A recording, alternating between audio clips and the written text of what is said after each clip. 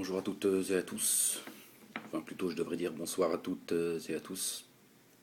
Donc, je reviens un petit peu sur les événements d'hier, sur cette fameuse marche euh, pour l'unité nationale, je vais dire l'unité internationale, où l'on a en fait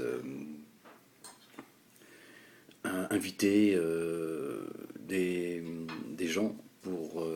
Enfin, invité, non. Certains se sont. C'est une coalition, on va dire, pour combattre le terrorisme. Alors, je trouve très curieux quand même que l'on laisse venir sur le territoire français des gens qui ont les mains pleines de sang, tels que Netanyahou, pour ne parler que de lui, qui a bombardé, massacré, qui a fait un carnage il y a 7 8 mois à peine dans, à Gaza, dans un centre de concentration à ciel ouvert, un massacre. 2500, 2300 morts, une grande partie des enfants. Ils ont tout bombardé, hôpitaux, écoles, ils ont rien épargné. 20 000 blessés, pour la plupart graves.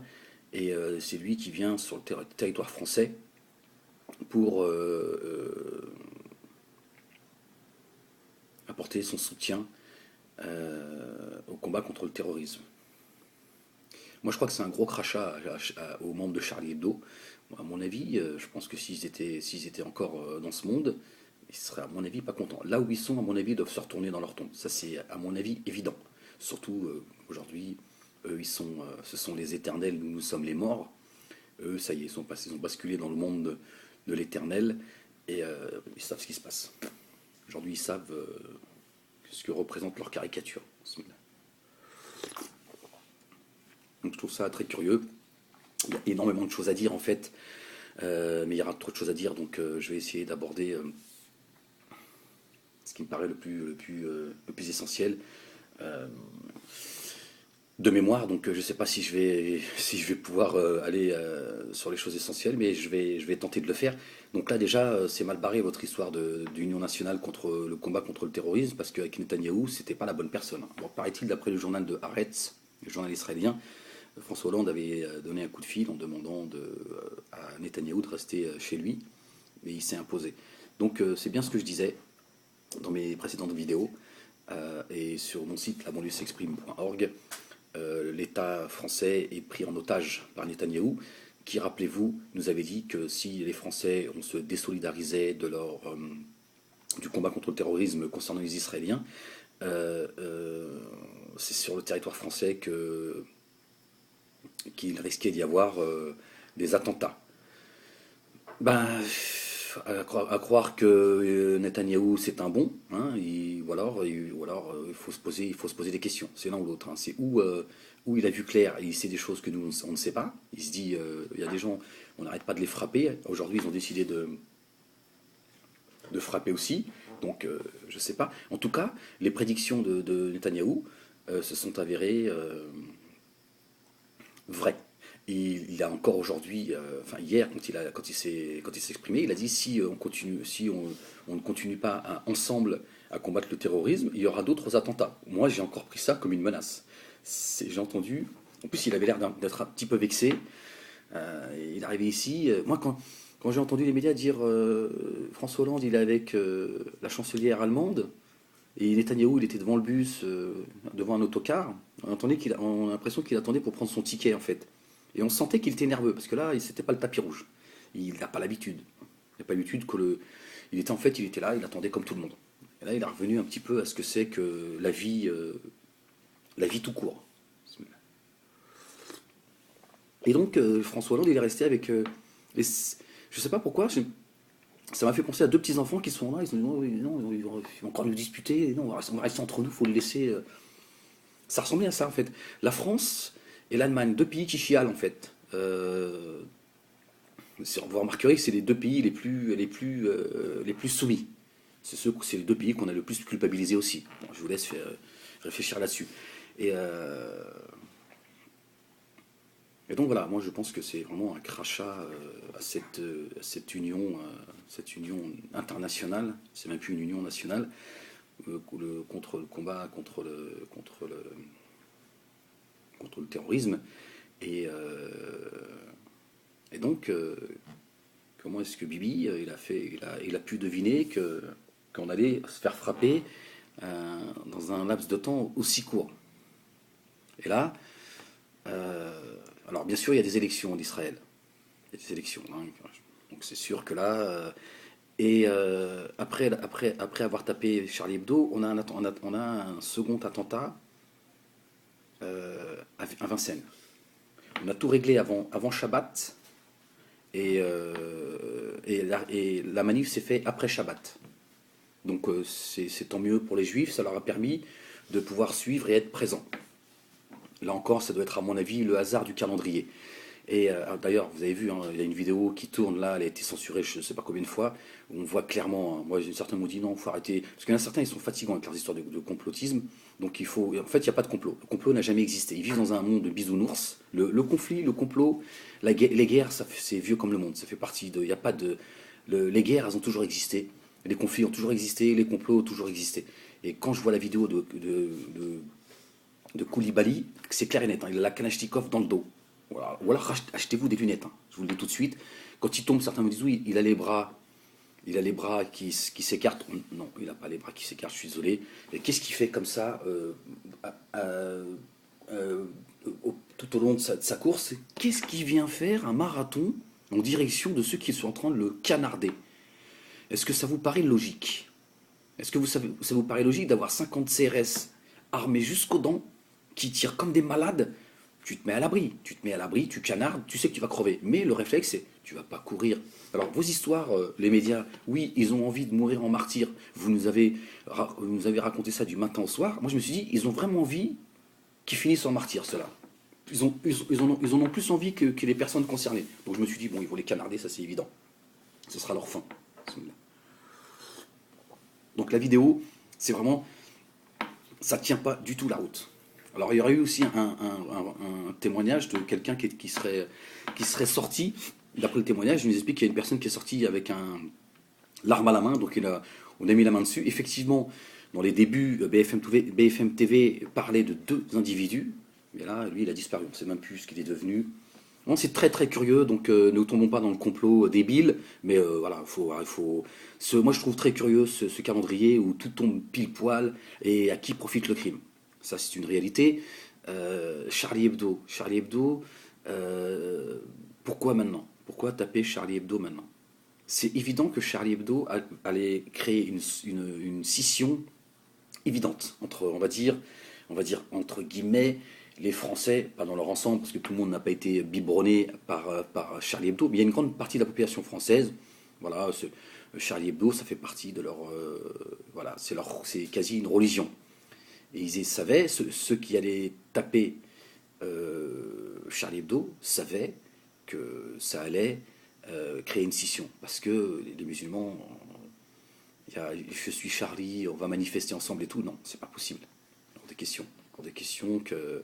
Et donc là, voilà, les musulmans, là encore, sont montrés du doigt. Ils sont montrés du doigt parce qu'on leur dit, regardez, le terrorisme vient de chez eux, regardez, ils ne veulent pas s'intégrer, ils n'ont aucune pitié pour ceux qui sont tombés, ils ne veulent pas manifester. C'est vrai, la manifestation a été pratiquement blanche, il faut le dire, il ne faut pas avoir peur de le dire, même si les médias nous ont montré, ils ont tenté de nous montrer un maximum de gens, musulmans et tout. Foutage de gueule, tout ça. Tout ça, c'est du foutage de gueule. Il y en avait, bien évidemment, mais que 3/4, c'était des blancs. Donc, ils savaient que ça va être... ces gens qui soutiennent. Alors je parle pas de soutenir humainement ce qui s'est passé, c'est pas le problème. Les musulmans, ils sont pas. Je veux dire, il faut arrêter de faire croire que les musulmans, ce sont des sanguinaires qui sont sans pitié, etc. Non, c'est juste que ils savaient que ça allait créer une scission parce que caricaturer le prophète de notre bien-aimé Mohammed, notre bien-aimé Jésus et notre bien-aimé Marie, que la paix soit sur eux, c'est problématique quand tu es croyant. Moi, quand j'ai vu ça, j'ai eu des sentiments partagés. Mais j'ai envie de dire dans la seconde. Vous savez, la machine humaine, comment on peut penser à 36 000 choses en même temps, c'est exceptionnel. Et dans un moment comme ça, quand j'ai vu toutes les photos des personnes que je connais, que tout le monde connaît, de chez Charlie Hebdo, j'ai pas pu m'empêcher de me dire, bien fait pour vous. Ça, c'est ce que vous avez eu, ce que vous méritez. Et en même temps, je me suis dit, c'est pas possible, quoi. Ils ont pas buté tout le monde, c'est con. On bute pas des gens parce qu'ils font des caricatures.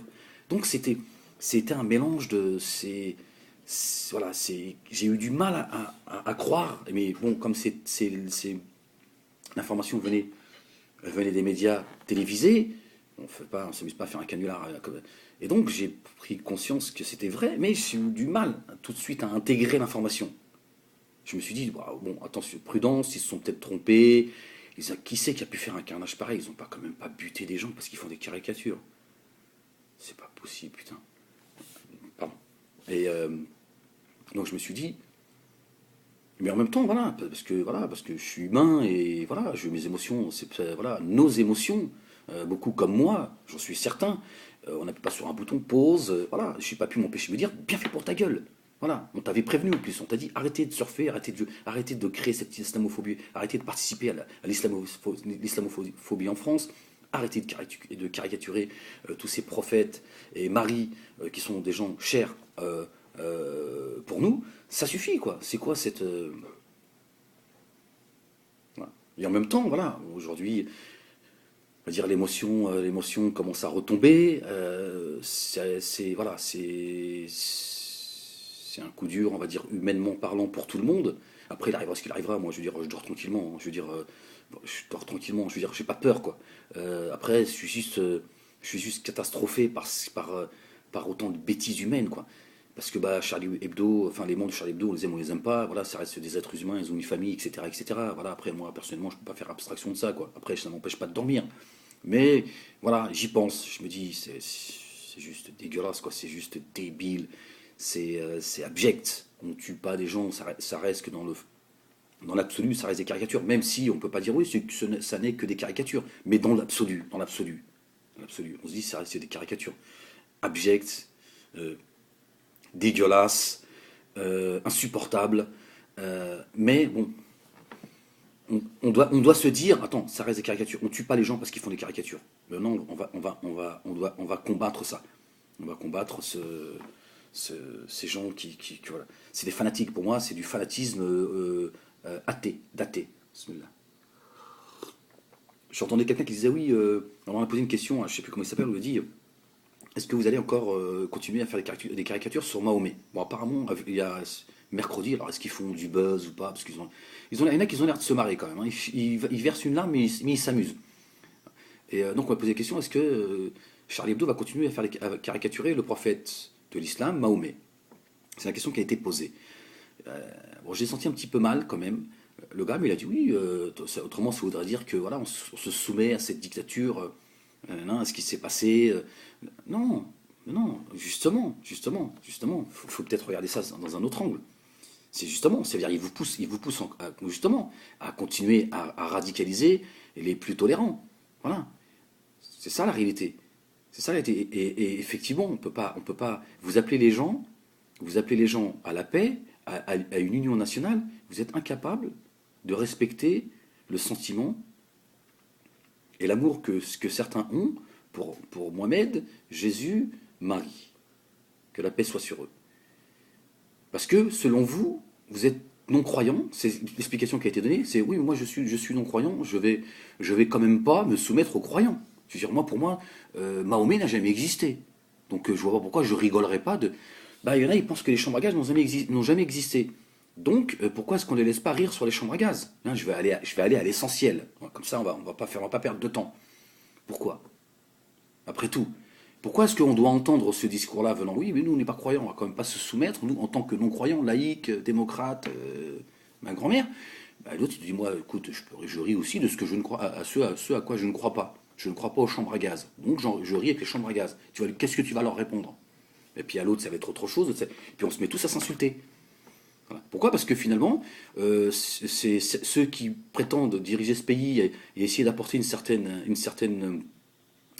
paix et une certaine stabilité, sont complètement irresponsables. Et je me dis, si c'est ça, votre liberté d'expression, vous êtes vachement limité dans votre petite cervelle, quoi. C'est pas possible.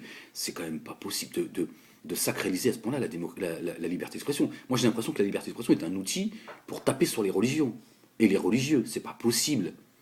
Comment on sacralise à ce point-là la liberté d'expression? C'est-à-dire que la liberté d'expression serait au-dessus des croyances. Au nom de quoi? Au nom de quoi tu me dis ma liberté d'expression, elle est au-dessus de ta foi? C'est pas possible. C'est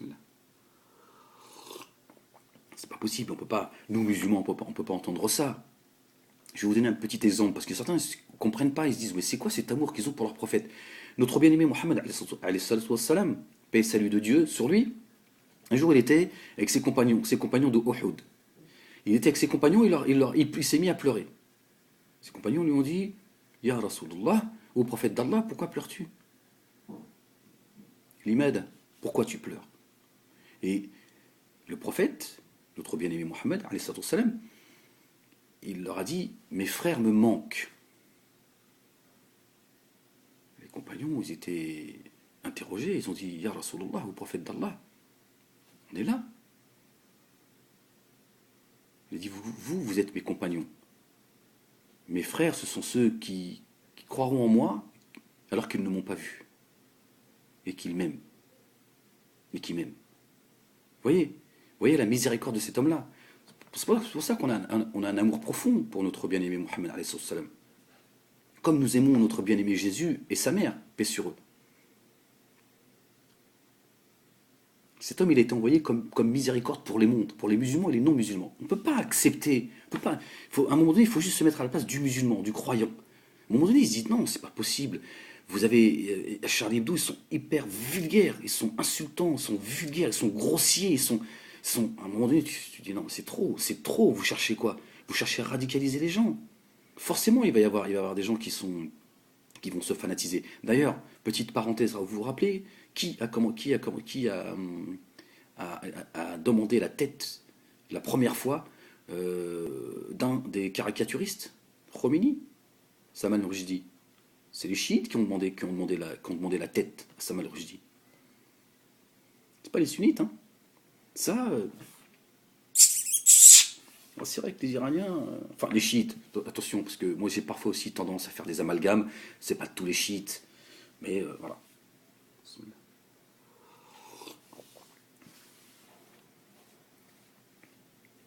Et donc, comment on fait? Comment est-ce qu'on fait?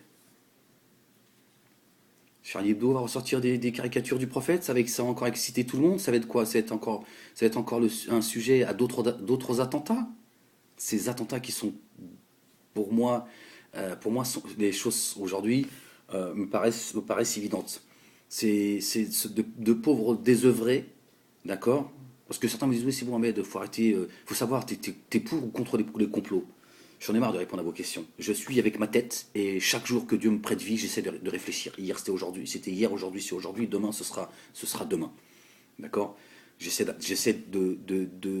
d'essayer de trouver la vérité. Pas ma vérité, même si ça reste ma vérité, ou je ne sais quoi. Certains me disent, oui, écoute, Marc-Edouard Arnab, c'est lui qui a raison, c'est pas la dissidence. Parce que moi, mes repères, c'est la dissidence ou Marc-Edouard Arnab. Sinon, je peux pas réfléchir tout seul. Je suis incapable de pouvoir réfléchir tout seul.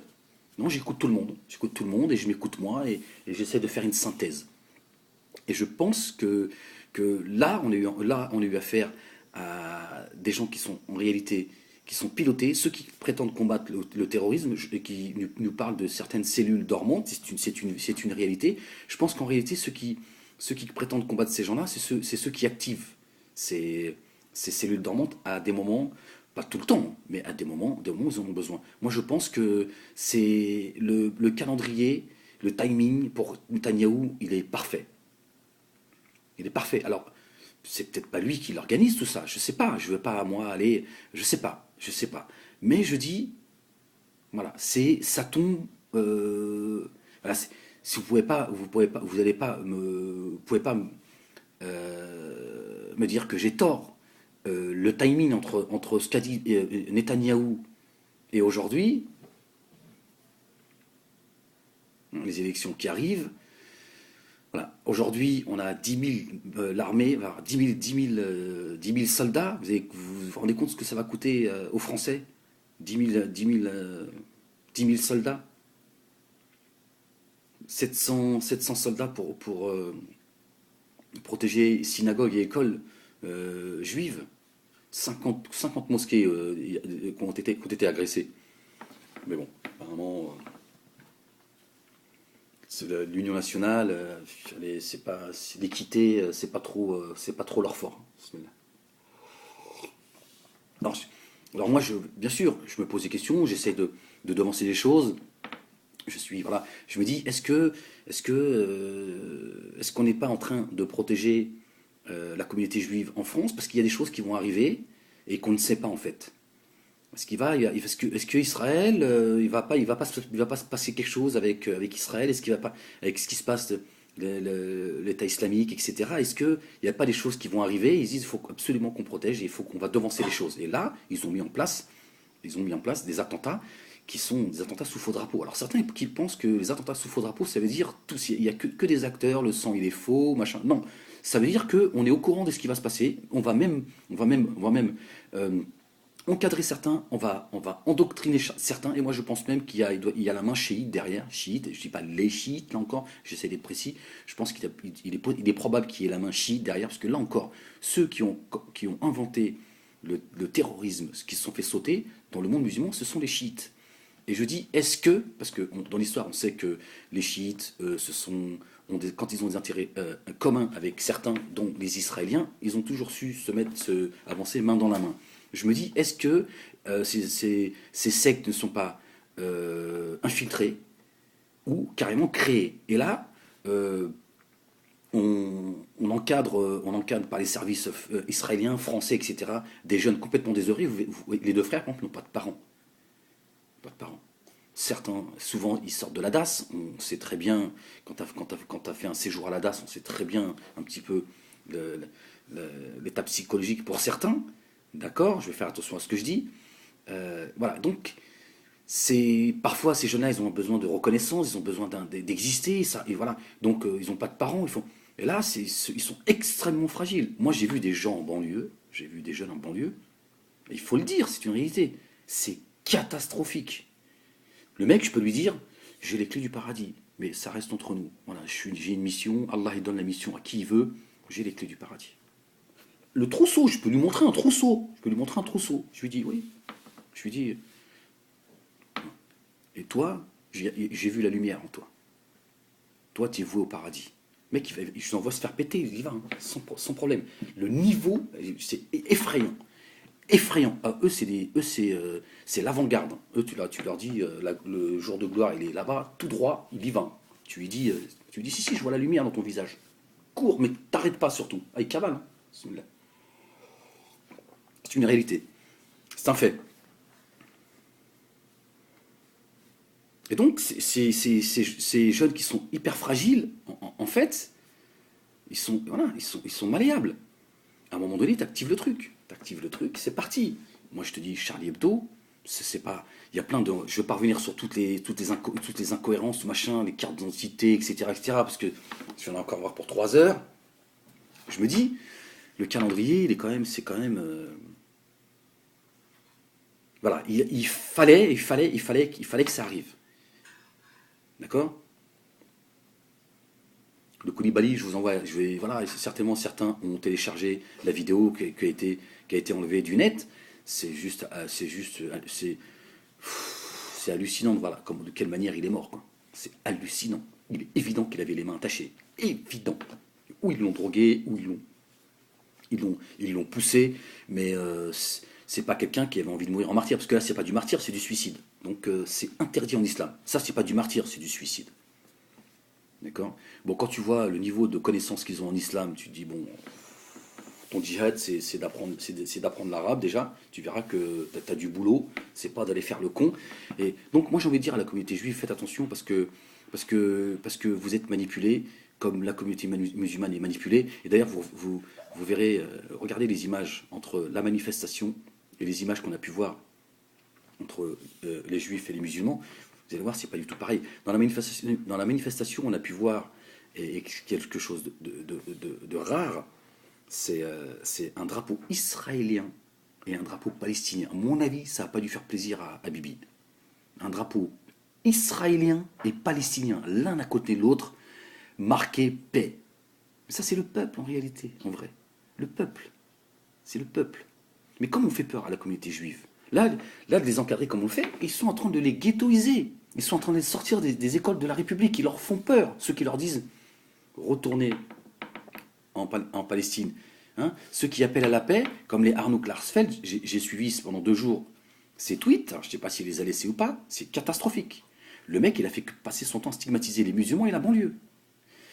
Kuckerman, sur les plateaux télé, pareil. Et j'en passe et j'en passe. Très curieusement, c'est ceux qui appellent à l'union nationale, je parle de cette influence juive, c'est ceux qui ont passé leur temps en parallèle à taper sur les musulmans. Je me dis, qu'est-ce que vous cherchez au juste? Qu'est-ce que vous cherchez au juste? Alors on nous dit, oui, c'est l'union, l'État islamique qui voulait, à travers ces attentats, nous monter les uns contre les autres. Parce que là, l'intérêt de l'État islamique, c'est de monter les musulmans contre les juifs, etc., de monter les Français les uns contre les autres. Quand j'entends Arnaud Klarsfeld, c'est exactement ce qu'ils font. Alors je sais pas, à mon avis, il fait partie de l'EI, c'est pas possible. Kuckerman, c'est pareil. Les Zemmour, etc., etc., quoi qu'il ne s'est pas trop exprimé ces derniers temps, mais là, c'est juste catastrophique. Cette propagande anti-musulmane, toujours avec nous, on parle d'une minorité musulmane, mais c'est qui cette minorité? C'est laquelle? La Marine Le Pen, etc., qui profitent tous de ce qui s'est passé, c'est juste hallucinant, quoi. Et moi je dis aux Juifs de France, attention, comme juifs qui sont en Israël, on se moque de vous, on vous fait peur. Je ne suis pas en train de relativiser les choses, pas du tout. Mais je dis ce qui s'est passé là, posez-vous et tentez de vous poser les bonnes questions. C'est pas pour rien qu'on est en train de vous dire retournez en Israël, etc., etc. On est en train de coloniser, on est en train de construire là-bas. Et je vous dis, essayez de voir la vidéo du drame qui est arrivé dans l'épicerie cachère. Voilà, faites le vide, faites abstraction de tout, et dites voilà, moi je la regarde avec aucun a priori. Je veux juste voir. Vous allez voir, c'est quoi cette mascarade, quoi?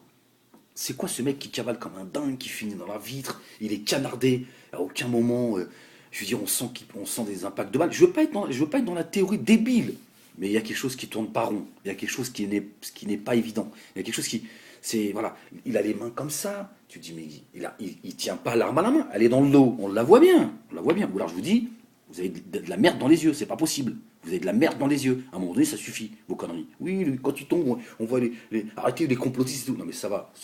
Ça va, votre chantage, au complotisme. Moi je suis pas, j'ai une tête, une cervelle, des yeux, je regarde un peu. Il y a quelque chose qui tourne pas rond dans cette histoire. Il y a quelque chose qui tourne pas rond. Alors comment il a été manipulé, il y a quelque chose qui tourne pas rond, c'est évident. C'est évident. Et à qui profite le crime? Là encore. Vous me direz, oui, ça c'est les phrases faciles à mettre. Non, à qui profite le crime? Est-ce que tout ça sert les intérêts de Netanyahou? Alors je ne parle pas des Israéliens, parce que c'est pareil. Je ne cesse de le répéter. Arrêtez de croire, et là je parle des non-juifs, arrêtez de croire que tout Israélien, il y a une seule voix. Il y a des Israéliens, ils n'ont pas de problème avec les Arabes, avec les Palestiniens, ils ne demandent qu'une chose, la paix. Oui, un Israélien, ça existe, un Israélien qui a envie de vivre dans la paix, ça existe. Et puis il y a des Israéliens, il y en a beaucoup, ils sont nés en Israël. Le mec, il va dire, écoute, t'es gentil Ahmed, moi je suis né ici. Depuis que je suis né, on m'a dit, ici c'est Israël, c'est notre terre. Toi tu viens, tu es... Oui, c'est la terre qui appartient aux Palestiniens. Le mec, il dit, attends, je fais quoi, moi? Donc ça c'est des questions, voilà, c'est des choses avec lesquelles on n'a pas le droit de parler. Et moi, ça fait longtemps que j'appelle au dialogue. Je dis, il faut qu'on puisse parler. Il faut débloquer tout ça. Voilà. Il faut qu'on puisse parler. Arrêtez vos chalgoumis, ces spécialistes du terrorisme, les Moussaoui, je sais plus comment ça s'appelle, celle qui a le bandeau sur la tête. C'est catastrophique. En fait, vous entretenez. Moi, j'ai l'impression que tous ceux à qui on donne la parole, en fait, c'est pour entretenir le bordel. Voilà. On va pas discuter avec Kamel Mohamed parce que Kamel Mohamed qui va parler, voilà, comme il a envie, il va dire les choses comme il a envie de les dire. Voilà. Et on dit non. Donc, en fait, vous voulez quoi?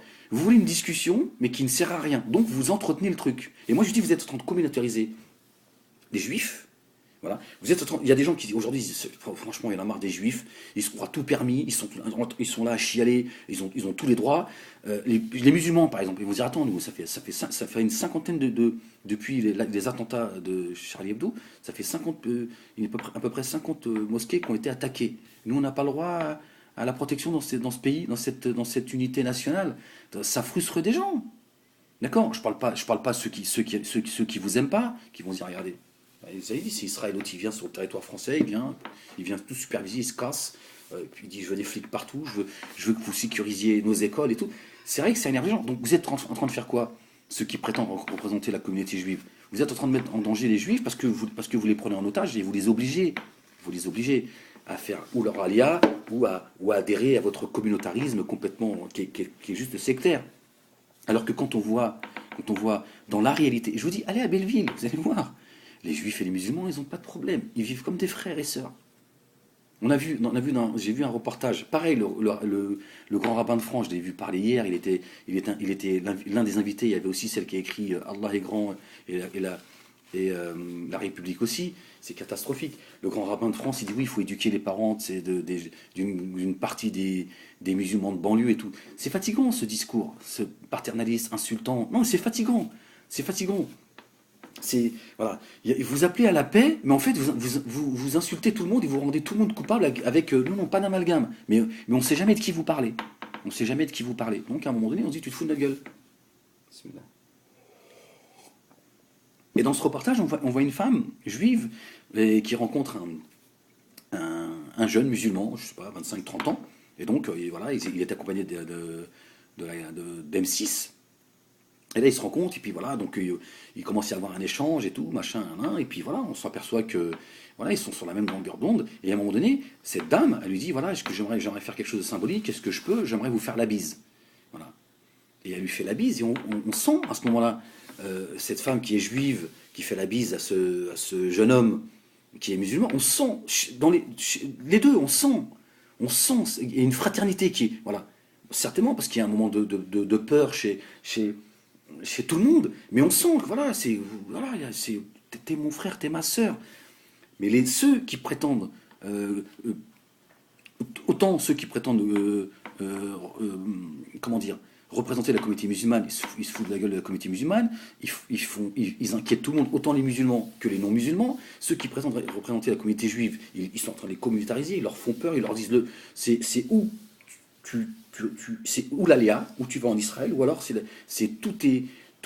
voilà, c'est école privée, voilà. Et au nom de quoi? Au nom de partout où on va, on veut notre peau. Non mais faut arrêter de se foutre de la gueule du monde. Ça va pas du tout.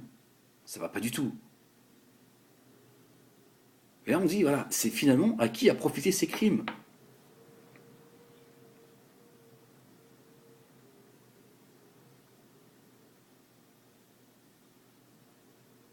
Est-ce que demain, il y a un moment donné, Charlie Hebdo et ceux qui ont été biberonnés par le Charlie Hebdo vont à un moment donné se dire attendez, est-ce que finalement, nous, on a le droit, en tant que non-croyants, de ne pas respecter la croyance de ces gens? Est-ce que c'est normal?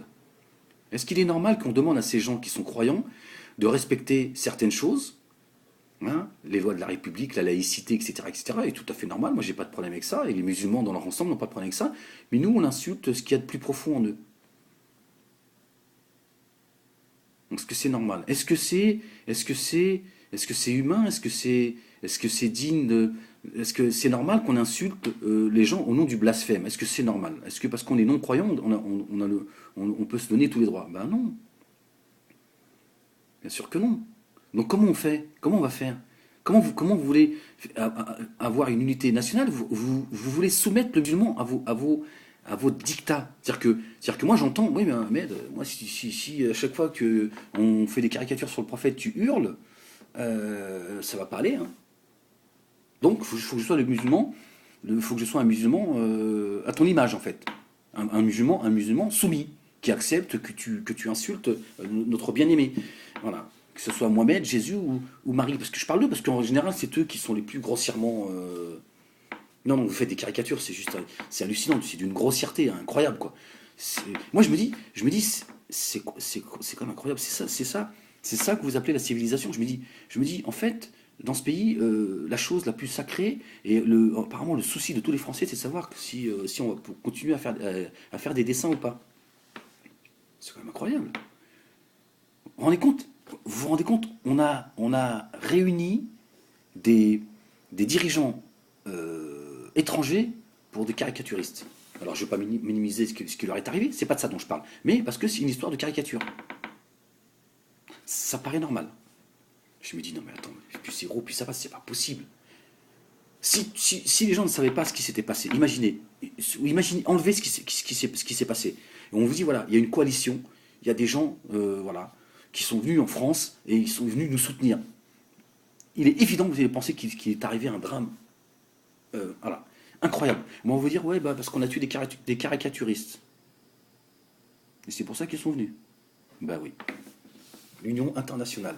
Une union où on va tous monter sur la Lune.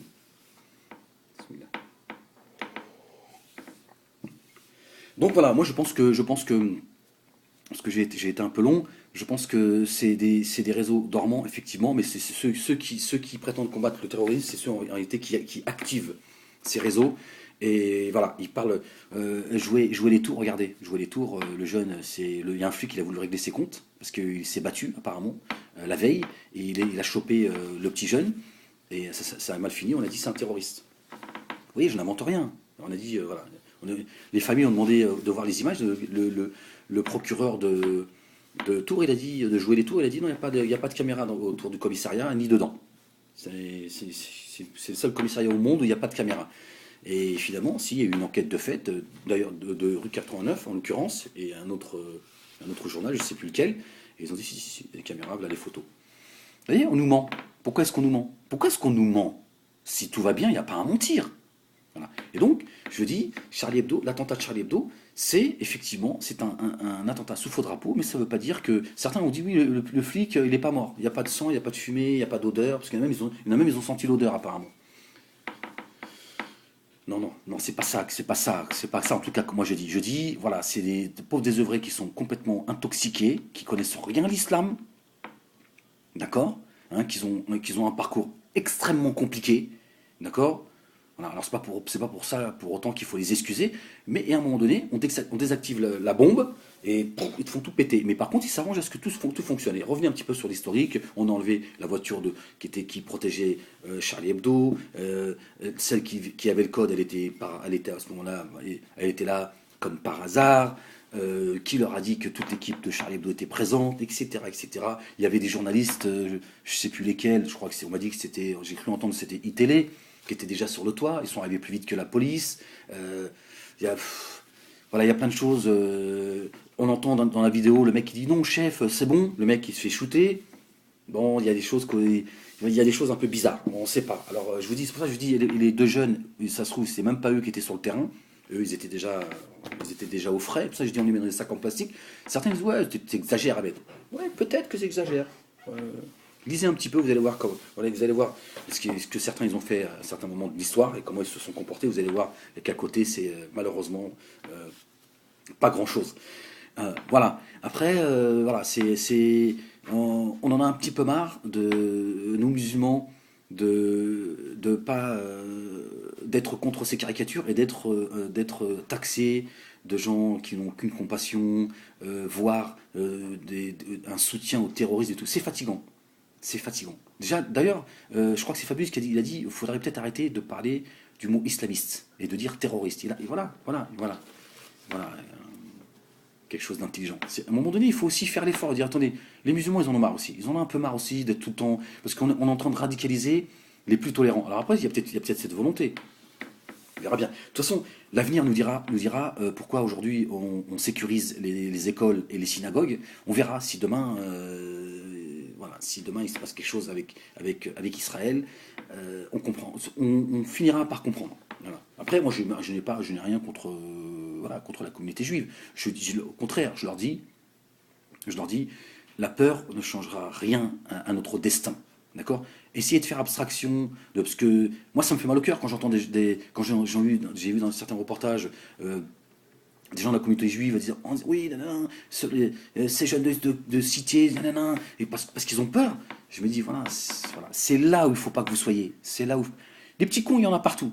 Hein, comme vos petits cons de la LDJ, par exemple. Il y en a partout des petits cons. Mais ne rentrez pas dans ce jeu de la division parce que on est en train de vous manipuler mentalement. Mentalement, on est en train de vous manipuler. Et j'imagine que c'est dur de réfléchir quand on est dans l'émotion et quand on est dans la peur. Je vous dis ce qui s'est passé dans ces trucs. Moi aujourd'hui, je la remets en question. Ce qui s'est passé avec le Koulibaly, c'est pas clair. Ne ressemble pas du tout à un mec qui est venu faire ses saloperies et mourir en martyr. Absolument pas, mais alors pas du tout. Et en plus, la manière dont il est mort, il y a vraiment des questions à se poser. Il n'y a pas de terrorisme, je sais pas quoi. Il faut regarder. Et là, je vais venir là-dessus parce que moi, je vais parler encore 2 heures. C'est, à mon avis, des réseaux qui sont désactivés à des moments bien précis. C'est où ces sectes sont infiltrées ou alors c'est des contacts directs. Et voilà. Et à un moment donné, c'est pour ça que aussi on contrôle tous ceux qui sont très fragiles et qui ont envie d'aller jouer les djihadistes, parce qu'on sait qu'à un moment donné, et c'est vrai que dans le 19e, il y a un terreau. Il existe.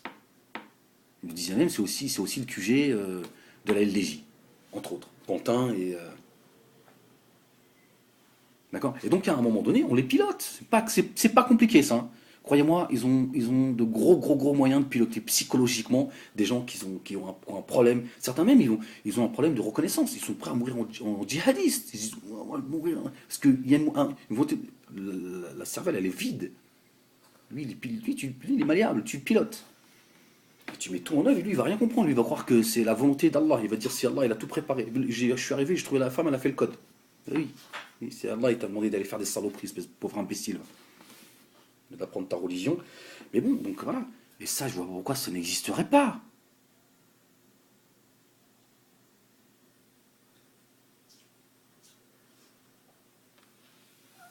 Voilà. Moi, je pense que la bande de Charlie Hebdo, quand ils ont vu arriver certains sur le territoire français, ils ont dû se dire, non mais attends, ils sont nos dos, eux, qui veulent faire la réconciliation, l'unité nationale. À mon avis, tu combats pas le terrorisme avec des terroristes. Hein. Ça me paraît évident.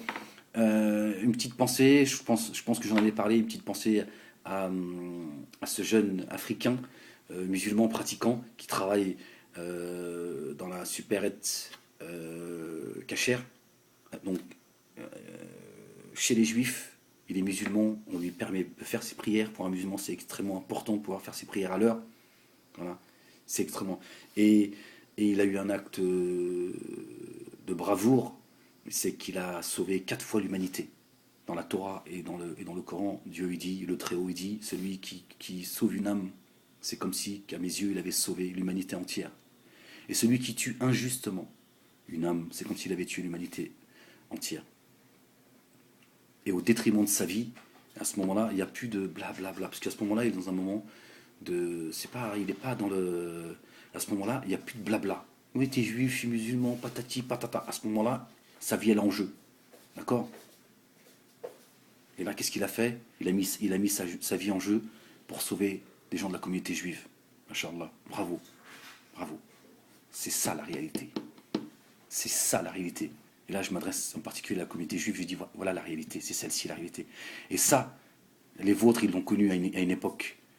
Mais malheureusement, c'est pas que Kerman, c'est pas Arnaud Klarsfeld et d'autres, hein, le grand rabbin de France, qui vont le rappeler et dire attendez, quand on a été persécuté, c'est dans le monde musulman qu'on a trouvé refuge. Il ne faut pas l'oublier, ce sont nos frères. Et ben, ce qui s'est passé dans la supérette, voilà, c'est ça la vérité. Et ça, il ne faut pas l'oublier. C'est de regarder. Vous avez vu? Et les choses n'arrivent pas par hasard. D'accord. S'il y a une lumière qui a jailli dans un moment aussi dramatique, c'est pour nous faire réfléchir, pour dire regardez. Ça, c'est le peuple. D'accord. Et c'est un musulman qui travaille dans une supérette juive. Et il est respecté. Il n'est pas. D'après ses dires, il se sent bien. Ça fait 3 ou 4 ans qu'il travaille là. Et on lui permet même de faire ses salats. Ça, c'est la réalité. C'est pas la réalité du CRIF, ça. C'est pas la réalité de Netanyahou qui sont en train de faire peur à tout le monde. Ou Arnaud Klarsfeld qui essaie de nous monter les uns contre les autres, qui fait peur à la communauté juive. Et qui nous montre du doigt alors qu'on parle d'unité nationale. Au même moment, on parle d'unité nationale et ils ont passé leur temps. Moi, je les ai écoutés, de mes yeux, vus et écoutés. C'est écœurant. Je me dis, à quoi ils jouent? À quoi ils jouent, ces gens? Donc je comprends que la communauté juive elle ait peur, mais je leur dis, sortez de votre peur et regardez un petit peu plus ce qui se passe.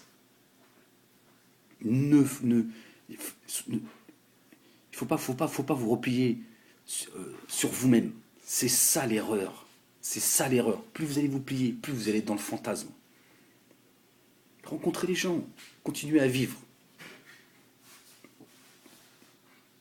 Il y en a leur intérêt, c'est de vous communautariser encore un peu plus. Ou alors direction Israël.